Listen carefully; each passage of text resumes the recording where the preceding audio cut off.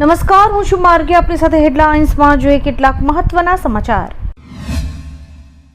અમેરિકાએ ઈરાનના મશહદ એરપોર્ટ પર મહાન એરલાઇન્સના એક વિમાન પર એર સ્ટ્રાઇક કરી હોવાનો દાવો કર્યો છે, જેમાં ભારત આવનાર વિમાનને ભારે નુકસાન થયું છે. આ વિમાન 1 એપ્રિલના રોજ દિલ્હી રાહત સામગ્રી માટે આવવાનું હતું, પરંતુ ઉડાન ભરે તે પહેલા જ હુમલો થતા તે હવે ઉડાન ભરે તેવું નથી રહ્યું. ઈરાને આ ઘટનાને માનવતાવાદી સહાય પર થયેલો હુમલો ગણાવ્યો છે, જેના કારણે આંતરરાષ્ટ્રીય સ્તરે તણાવ વધવાની શક્યતાઓ છે. ઈરાન, ઇઝરાયેલ અને અમેરિકા વચ્ચેના યુદ્ધને કારણે ભારતમાં ગેસ અછતની અફવાઓ અને પાયાવિહોણી ચિંતા વચ્ચે મોટા સમાચાર આવ્યા છે. હોર્મુઝ સ્ટ્રેટમાંથી પસાર થઈને એલપીજીથી ભરેલા 2 વિશાળ જહાજો ભારત આવી રહ્યા છે, જેમાંથી એક આજે મુંબઈ પહોંચશે. આ જહાજોમાં કુલ 94,000 મેટ્રિક ટન ગેસનો જથ્થો છે. ભારત સરકારે સ્પષ્ટ કર્યું છે કે દેશમાં તેલ અને એલપીજીની કોઈ જ અછત નથી. ભારતીય ક્રિકેટ ટીમના પૂર્વ કેપ્ટન મહેન્દ્રસિંહ ધોનીએ એઆઈ સ્ટોરી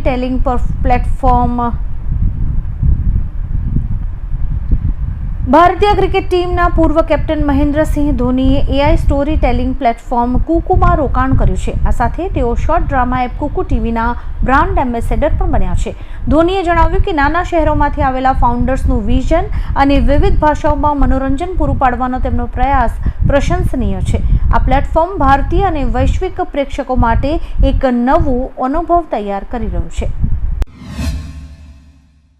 સલમાન ખાને તેમની આગામી હાઈ ઓક્ટેન એક્શન ફિલ્મની સત્તાવાર જાહેરાત કરી છે. આ ફિલ્મ માટે સલમાને નેશનલ એવોર્ડ વિજેતા સાઉથ ડિરેક્ટર વામશી પેડીપલ્લી અને જાણીતા પ્રોડ્યુસર દિલરાજુ સાથે કોલાબોરેશન કર્યું છે. SVC63 કામચલાઉ નામ ધરાવતી આ ફિલ્મનું શૂટિંગ 14 એપ્રિલથી શરૂ થશે. આ એક મોટા બજેટની એક્શન થ્રિલર હશે, જેમાં સલમાન ખાન અગાઉ ક્યારેય ન જોયેલા અવતારમાં જોવા મળશે. ઈરાન યુદ્ધ વચ્ચે ભારત હવે ખાડી દેશો પર નિર્ભરતા ઘટાડવા આફ્રિકન દેશ અંગોલા પાસેથી એલપીજી ખરીદવાની તૈયારી કરી રહ્યું છે. LOC અને BPCL જેવી કંપનીઓ સોનાનગોલ સાથે લાંબા ગાળાના કરાર માટે વાટાઘાટો કરી રહી છે.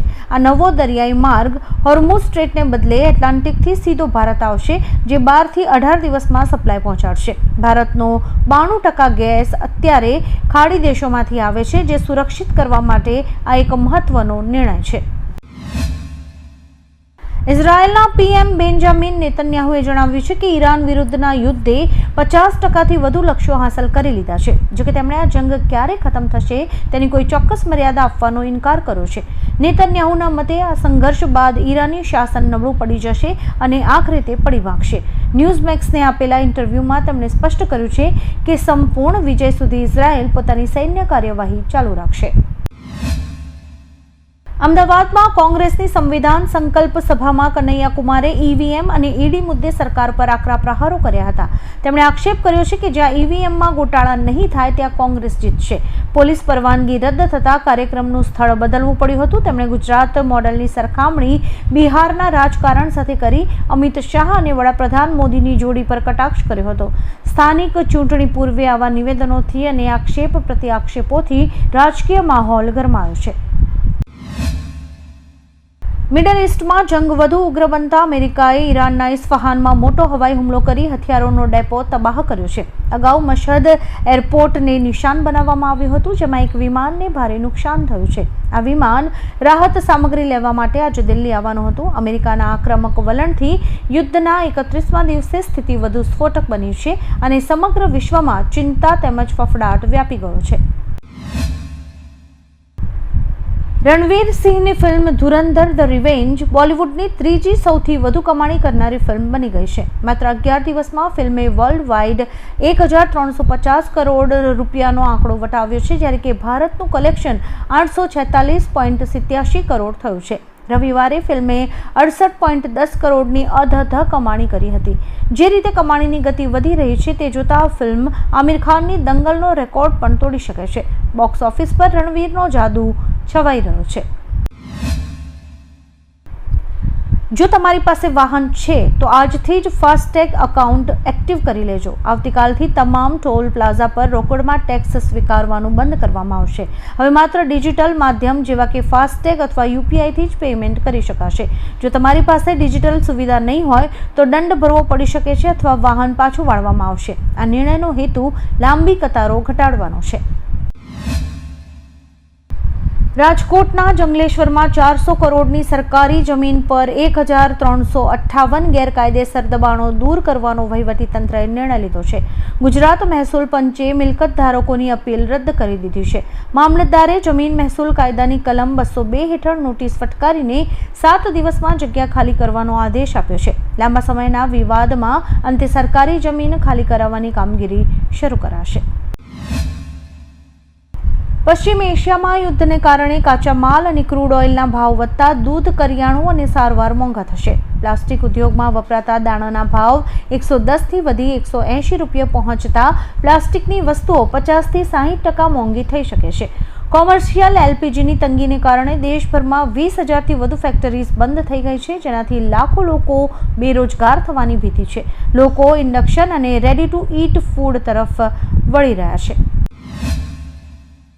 અમેરિકા, ઇઝરાયલ અને ઈરાન જંગના 32મા દિવસે હિઝબુલ્લાહે ઇઝરાયલના હાઇફા શહેરની ઓઇલ રિફાઇનરી પર ઈરાની મિસાઇલથી હુમલો કર્યો છે. આ હુમલા બાદ પેટ્રોલ ટેન્કમાં ભીષણ આગ લાગતા આકાશમાં ધુમાડાના ગોટા છવાયા હતા. સ્થાનિક વહીવટીતંત્રે સુરક્ષાના ભાગરૂપે લોકોને ઘરમાં રહેવાની સૂચના આપી છે. યુદ્ધની આ ભયાનક સ્થિતિને કારણે તેલ પુરવઠા ઉપર અસર પડવાની ભીતિ સેવાઈ રહી છે. અમદાવાદના નારણપુરા સ્થિત ચામુંડાનગરમાં 31 માર્ચની વહેલી સવારે ગેસ સિલિન્ડર ફાટતા ભીષણ આગ લાગી હતી. આ દુર્ઘટનામાં ઘરમાં સૂતેલા 5 લોકો ગંભીર રીતે દાઝી ગયા હતા, જેમને સારવાર અર્થે સોલા સિવિલ હોસ્પિટલ ખસેડાયા છે. બ્લાસ્ટ એટલો પ્રચંડ હતો કે આસપાસના 2 મકાનોના બારી બારણાના કાચ તૂટી ગયા હતા. ફાયર બ્રિગેડે ઘટના સ્થળે પહોંચીને આગ પર કાબુ મેળવ્યો હતો. રાજકોટ યુનિવર્સિટી રોડ પર ગત રાત્રે પીએસઆઈ એન.કે. પંડ્યાની રિવોલ્વરમાંથી અચાનક ફાયરિંગ થયું હતું. આ દુર્ઘટનામાં ગોળી પંડ્યાના હાથમાં અને તેમની મહિલા મિત્રની કમરના ભાગે વાગી હતી. પોલીસના જણાવ્યા મુજબ રાત્રે 1 વાગ્યે રિવોલ્વર સાફ કરતી વખતે આ અકસ્માત સર્જાયો હતો. બંનેને ખાનગી હોસ્પિટલમાં ખસેડાયા છે અને ઉચ્ચ અધિકારીઓ ઘટના સ્થળે દોડી ગયા છે. સત્ય જાણવા માટેની તપાસ શરૂ કરાઈ છે. ગુજરાતમાં જપ્ત કરાયેલા માદક દ્રવ્યોના નિકાલ મામલે ખાખી વર્દી શંકાના ઘેરામાં છે.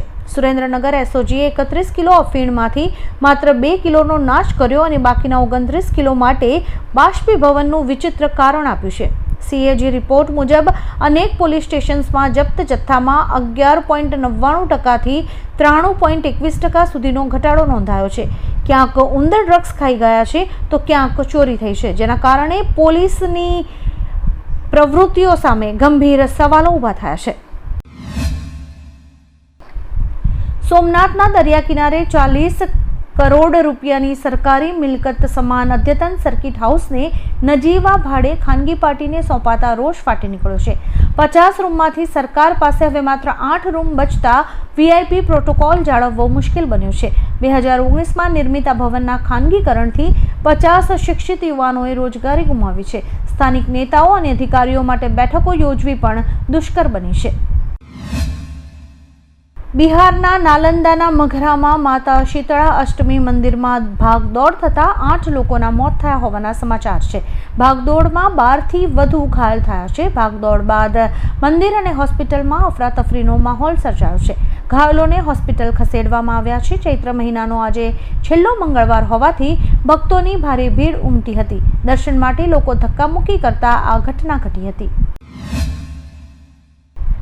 બોલિવૂડના દિગ્ગજ ગાયિકા અલકા યાજ્ઞિક છેલ્લા 2 વર્ષથી sensory neural nerve hearing loss નામની દુર્લભ બીમારીથી પીડાઈ રહ્યા છે.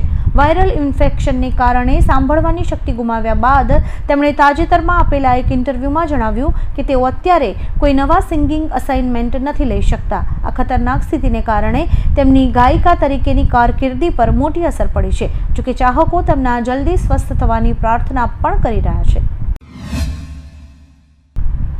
સીએસકે સામે 52 રનની તોફાની ઇનિંગ રમનાર 15 વર્ષીય વૈભવ સૂર્યવંશીના પૂર્વ ક્રિકેટરો મુરીદ થયા છે. ઇરફાન પઠાણે તેને સ્પેશિયલ કિડ ગણાવતા કહ્યું કે આટલી નાની ઉંમરે આવી પ્રતિભા ક્યારેય નથી જોઈ. મોહમ્મદ કૈફે પણ સ્વીકાર્યું કે ગત સિઝનમાં લાગેલી હાઇપ યોગ્ય હતી અને વૈભવ હવે મેચ વિનિંગ પારી રમવા માટે સંપૂર્ણ તૈયાર છે. આ યુવા ખેલાડીના પ્રદર્શને ક્રિકેટ જગતમાં ભારે ચર્ચા જગાવી છે. વડાપ્રધાન શ્રી નરેન્દ્ર મોદીએ ગાંધીનગરના કોબામાં જણાવ્યું કે વિશ્વ જ્યારે અસ્થિરતા અને અશાંતિની આગમાં દાઝી રહ્યું છે ત્યારે સમ્રાટ સંપત્તિ મ્યુઝિયમનો માનવતાવાદી સંદેશ અત્યંત મહત્વપૂર્ણ છે. તેમણે ઉમેર્યું કે દુનિયાએ મઝહબ અને આસ્થાના નામે હંમેશા ટકરાવ જોયો છે, પરંતુ ભારતની વિવિધતા અને એકતા જ સાચી તાકાત છે. વેદ, પુરાણ, આયુર્વેદ અને યોગ જેવી પરંપરાઓનું ઇન્દ્રધનુષ માત્ર ભારતમાં જ શક્ય છે.